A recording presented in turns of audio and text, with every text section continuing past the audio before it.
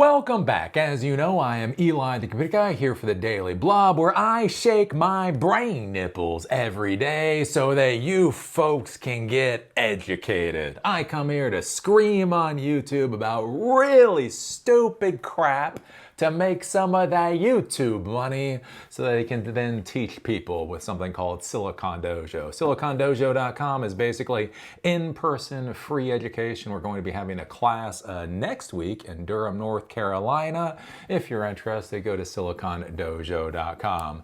But anyways, I think this is an interesting story. This is not a very clickbaity story. This is one of those stories I'm gonna sit here, I'm gonna scream into the camera for like 20 minutes, and then probably nobody's going to watch it. But I do think it is an interesting story to think about with the modern world of the technology industry and basically what happens when all of the investment money starts disappearing. One of the big problems we've had with the tech industry over the past 10 to 15 years is that investment money has been more important than revenue and profit.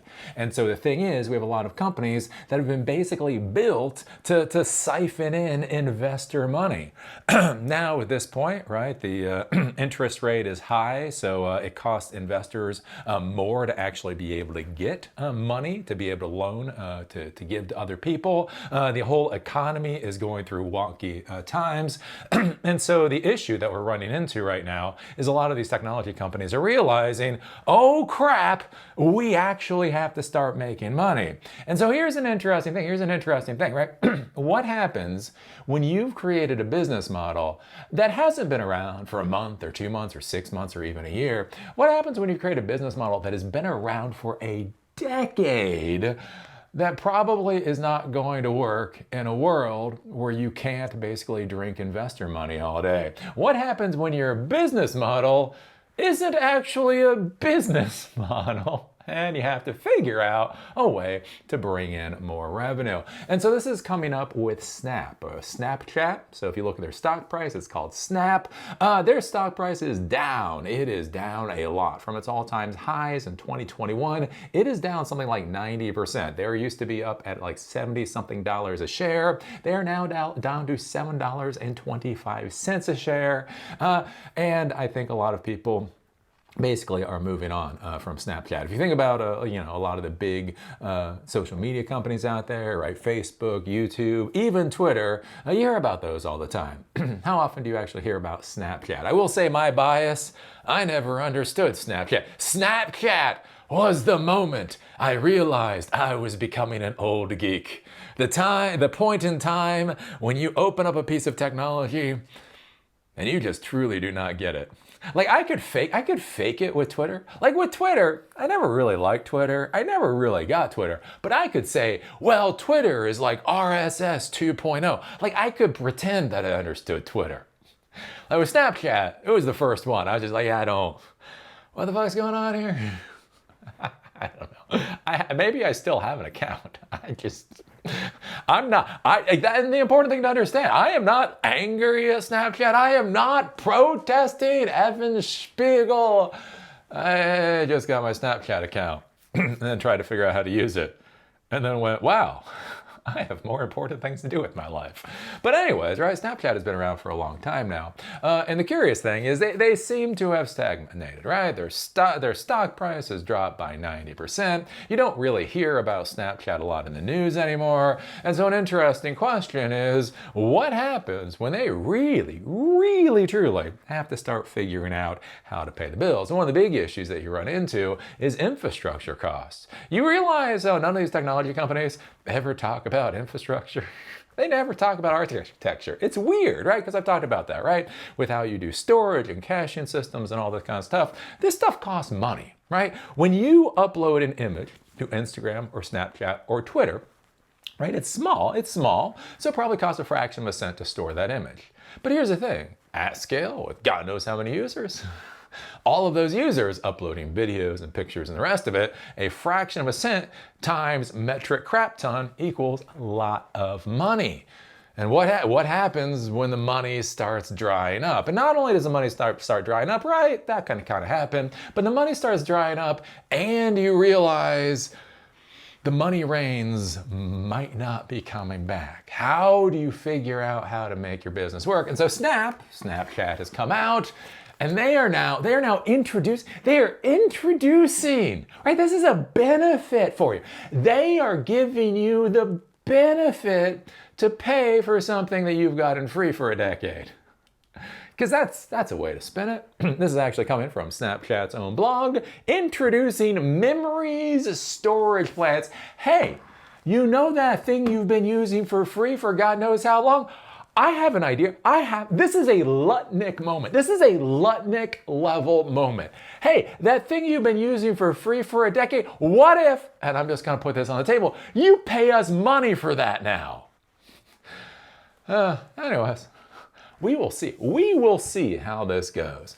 Since we launched Memories in 2016, so again, right about a decade, Snapchatters have saved more than 1 trillion memories. And again, that's one of the things I want you to be thinking about with these whole, services and platforms at scale.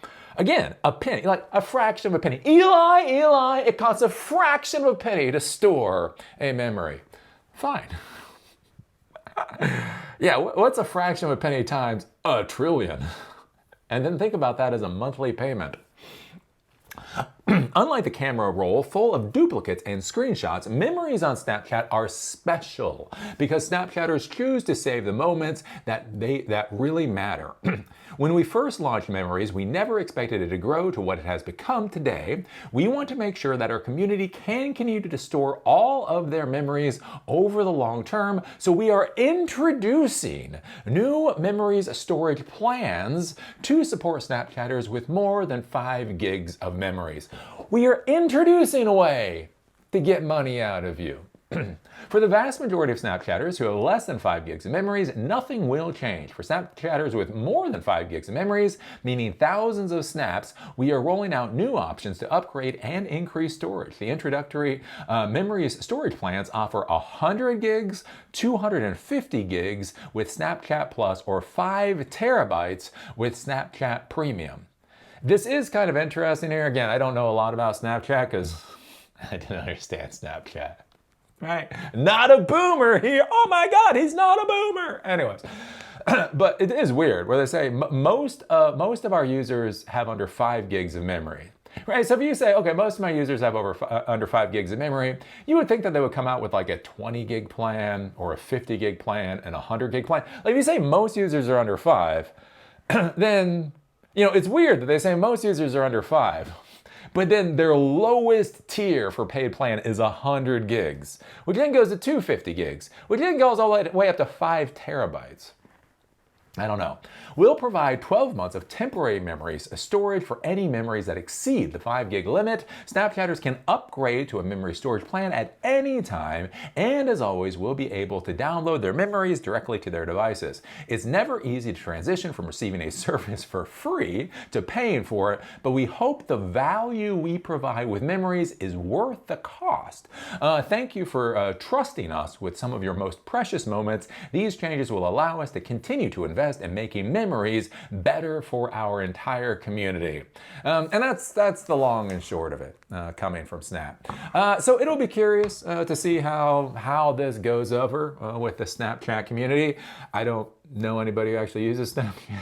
So you'll have to tell me. You have to put it in the comments what you think if you use Snapchat. But I do think this is kind of interesting to be thinking about with this whole question of so many of these technology companies, so many of these services that we've been using now, again, for 10 years, 10 or 15 years, that have not been viable, right? They have not been financially viable for a decade, not months, not a couple of years, a decade. And now all of a sudden they're going to start putting prices on those things that they're offering. I wonder what that's going to do to the whole, the whole like social media paradigm. As I've talked about before, right? I am not on Facebook at all. I got rid of my Facebook account years ago. I have a throwaway Twitter account just because media people or, tech people or whatever post things to Twitter. So since Twitter is now walled, if Twitter wasn't walled, I wouldn't have a Twitter account at all. But because Twitter is walled, I just have to have a throwaway account just so I can see some of these things. That's the only reason I have a Twitter account. YouTube, the only reason I watch YouTube is honestly, I'm uploading videos and I have a couple of minutes to burn, so I watch YouTube videos. LinkedIn is sort of professional, I'm there. But it's interesting, right? I look at 2025, and I personally I'm just fucking over social media. This is not what we bought into. I remember when social media was brand new, right? We thought we were getting SMTP 2.0 and RSS 2.0 and SIP 3.0 and all that kind of stuff. And that's what we thought we were getting. And instead, we just got mind fucked for the past 2 decades, right? And I'm just, like I said, I'm just tired. It's not interesting. It's not fun. It's not valuable. It's just a shitty fucking experience for the worst of our society to try to mine out a little gold from the foundations that are left, right? And so I think what's kind of interesting here is it's that whole question of where is the tipping point, right? Malcolm Gladwell, he talks about tipping points and things. What is the tipping point for people to truly at a societal level to stop giving 2 fucks about these shitty ass platforms, right? They know that they're psychologically manipulating them. They know that all of the horror shows that goes along with social media, but people keep going back for that rage bait and for that stuff. My question is do we hit that point where certain things happen where people just turn it off and then they just don't go back, right? I think about this with cable TV, right? I haven't had cable TV in something like 20 years. One minute you just turn it off and you don't go back, right? Other things, like you use it all the time, and then there's just that moment you turn it off and you don't go back. Is this new era for these platforms going to force them to actually start charging customers? And at that point, that somebody has to actually put $1 on the table. That's one of the things I talk about with business, right? If I can get you to pay me $1, I can probably figure out how to get you to pay me $10. If I get you to pay me $10, I can figure out how to get $100 out of you. And if I get $100 out of you, I can probably get $1,000 out of you, right? The most important thing is that if you can hand over that dollar bill once, if I can convince you to hand me $1 one time, I can try to figure out how to go up the ladder of value proposition. The curious thing with so many of these platforms, there has never been a moment when any of their users have really had to swipe the credit card to just simply give $1. Just simply give $1. They may have been using these platforms for 10 or 15 years, and at no time did they actually have to hand over a single dollar. They never had to think about the question of, is this platform worth $1 to me? $1. And so what I think is going to be curious is as more of this comes out and people have to start putting that dollar on the table, how many people are going to be like, fuck this, it's just not worth it. I don't know. It will be curious. Now, do you use Snapchat? Does this matter to you? Put your thoughts down below. If you like these videos, give us a thumbs up. If you hate these videos, give us a thumbs down. Call me amazing, call me a dumbass. Just do it down in the comment section like a real Lutnick would. Do remember Silicon Dojo exists, silicondojo.com. We're having a class next week on artificial intelligence and LLMs and all that kind of stuff. It is going to be in Durham, North Carolina. We are going to be having more of those classes. We're going to be trying to do sessions 1 to 2 times per month in Durham, North Carolina. Plus, we're doing a lot of other stuff. So if you're interested in silicondojo.com, become a member. And with that, see y'all later.